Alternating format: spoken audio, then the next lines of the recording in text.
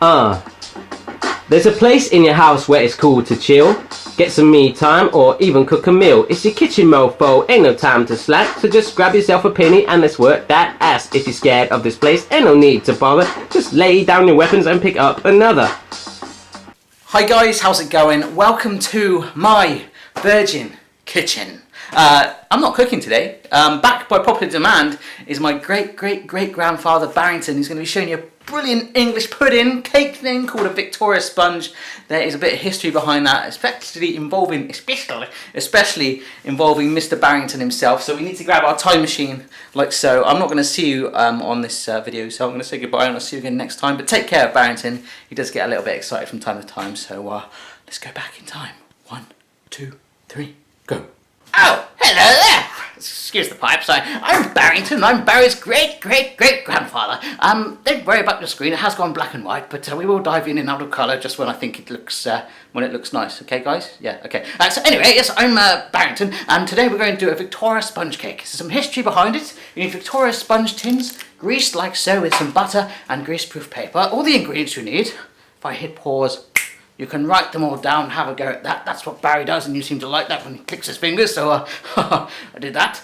Lots of other things, eggs, butter, baking powder, sugar and flour, but if you hit pause, you would have written them down, and as we go through the steps, we'll learn together, shall we? Now, Victoria cake is quite an interesting one, the sponge cake. It's got cream and jam in the middle, but a lot of people think, confused about the history of it. Now, I can actually confirm that it's named after my very first girlfriend, Victoria. She seemed to think she was a queen, very big-headed, and I dumped her because I just couldn't handle it, so I named this cake after her, really, so it's sort of gone on from there. So if you're eating a Victoria sponge cake somewhere else, then just think of me, will you? Let's get on and make it. Tally ho. Good day to you. The first thing you need is a sieve like this. This is like a wire thing. It looks like I'm fencing, you know, with the sword. Okay, grab yourself a mixing bowl like this and some self-raising flour. Now get it through the sieve like this. Give it some air time, kind of like Michael Jordan with a basketball. I know that was before my time, but I know all about it. So let's tap it, give it some air, and then we'll also chuck in some baking powder in a minute. Ooh, it's smoky. Now, Barry would normally use a shot glass for a Jaeger bomb, but this has got the baking powder in it. I'm tempted to take a shot of it, but I'm actually going to put it in the bowl. So what we'll do is drop that through like that, and give it a little tap, just a little bit like that, push it through if it's a bit solid, like that, and now we have a bowl of self-raising flour and baking powder. Lovely. Right then, essentially what we're going to do next is add all the other stuff to make the cake batter. So we're going to make it as smooth as Justin Bieber's bottom, okay? So what we've got is some butter. That's room temperature. It's a big slab of it. Really, you should cut it up into chunks like that. You should really chuck it into chunks, really. Cut it into chunks. Yes, some sugar here, 200 grams of flour, 200 grams of butter, 200 grams of sugar. Now, around about 50 grams of an egg. One egg is 50 grams, that's what I meant to say. 50 grams is one egg, so 4 times 50 is 2,000 grams. So 200 grams of eggs go in there like so. And also, last but not least, just give it a little bit more saltiness. 2 tablespoons of milk, like that. Thank you. So that goes in like that. And what you would normally do, if you were in the modern day times, is you would get yourself an electric whisk. I don't have one of those, so I'm going to have to be a little bit manual labour. Use a balloon whisk. Sorry, I'm just going to send a tweet. Oh, hello, sorry, the iPhone doesn't exist yet, I don't know what I'm saying. Right, yes, the balloon whisk, opposite the electric whisk, is a lot easier and faster, but this was invented by my good friend Cyril Balloon, who thought that you could use this to whisk things together for cakes. What a fantastic idea! So that's what I'm going to do. I'm going to whisk this together really fast. It might take a while, so we'll go like this. Keep whisking. There. Oh, blimey, chaps, my arm's really killing me. Oh, that was my Steve Irwin voice. Sorry. Right, it's going very well. Stir it together. As you can see, there's lots of lumps in it, but if you use an electric whisk, it'll be a lot faster. I've only done 5 minutes of the stirring there. My arm's tired, so I'm going to give it a rest. Maybe switch over to the other arm. We'll get there. Thank you. Righty-ho, so that mixture is all nice and smooth right now. I feel like I could put it on my face, you know, very nice. Have a look for yourself. There we go. Yes, not too bad. Well, in fact, it could be a bit better, but who well cares, yes? I just got to tell you that my arm is killing me as well from using that manual balloon whisker, so I must talk to my friend about that. I feel like I've been wrestling a Bengal tiger. Now what we need to do is divide the mixture evenly between our 2 sandwich tins, and then we bake it and let the oven do the work for us. How good is that? Brilliant. Here we are. There's the mixture there and the 2 bowls. Now let's divide this between 2 of them. I'm going to click my fingers just like Barry does. Here we go. There we go then. Excuse me, the camera might have moved slightly because I did have to adjust the cakes, but there we are, all on there. I've tried to spread it out quite evenly so it's nice and flat. In the oven it goes. Yeah, baby. Right then, I'm just about to put these in the oven. My oven is preheated to gas mark 4. I'll put the equivalent down below. Make sure you don't burn your hands on the grill like I just did there.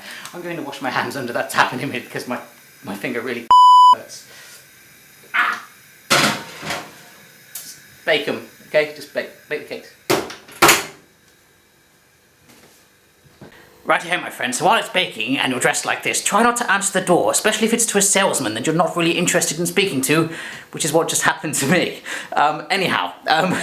Get back into character. Okay, yes, that's what I was going to say. The sponge, after it's cooking, what I sometimes do is give in to temptation. I make the filling while it's baking now, and I spread the filling on, and the sponge is too hot, and it just oozes out. So we're going to be patient today. We're going to bake the sponges all the way through, let them cool down, then make the filling, okay? I've already made my jam. I make homemade jam all the time. That's it. That's it all I have to say, really. Righty-ho then. That has been excuse me. Again, I'll just get rid of it. That has been 40 minutes. I've taken them out the oven and they're cooling down. They're there. I've got them my base down, sat on the plate like that. It's ready. It's going to be applied. We're going to get the cream and the jam on there. Okay? There's the top that's going to go there. And my arm's hurting still from using the balloon whisk, so I've managed to get hold of a slave. And what's your name? Slave? Phoebe. Phoebe. That's a silly name, isn't it? Yeah. Yeah. Right. To make the filling, what you need to do is get some double cream, put that in a bowl. She's dressed as a ballerina. Over it. Yeah, not on a table. It's on a table. This is some vanilla essence to give it some flavouring. If you wanted to sort of spice it up, you could get some, maybe some orange flavouring. You can get lots of different flavourings now. Is that tasty? Pour this in, child. My slave.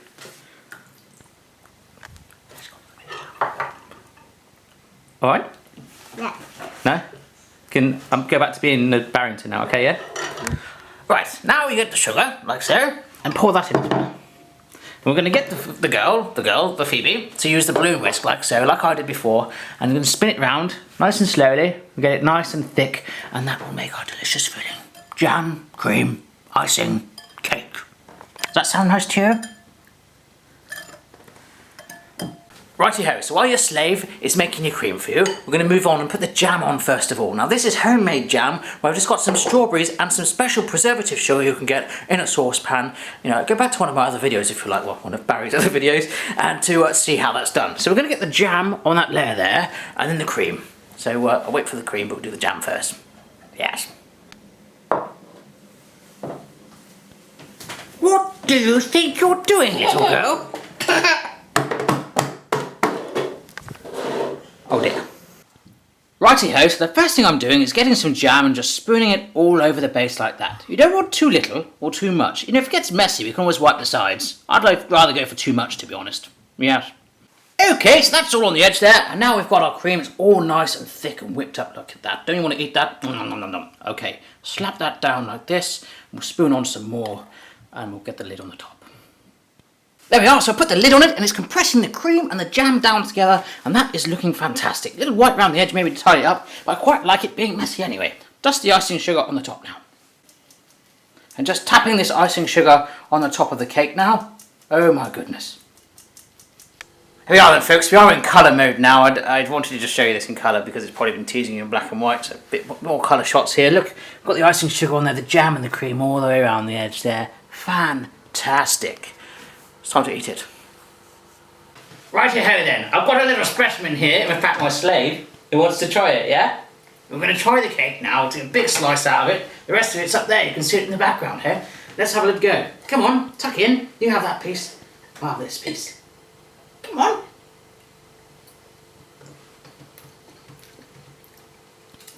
I think that's spankingly gorgeous. Very light sponge, tasty, yummy. What do you think? Yummy. Yummy. Well, if I can make that, anyone in the world can. Have a go for yourself. Let me know how you get on. We'll see you again next time. Well, Barry will, won't he? Say bye then. Bye. Wave. You're going. You got something on the side of your face, by the way, that's it. No, that's right. That's it. Alright, see you again next time. Bye bye. Let's eat cake. Let's eat cake.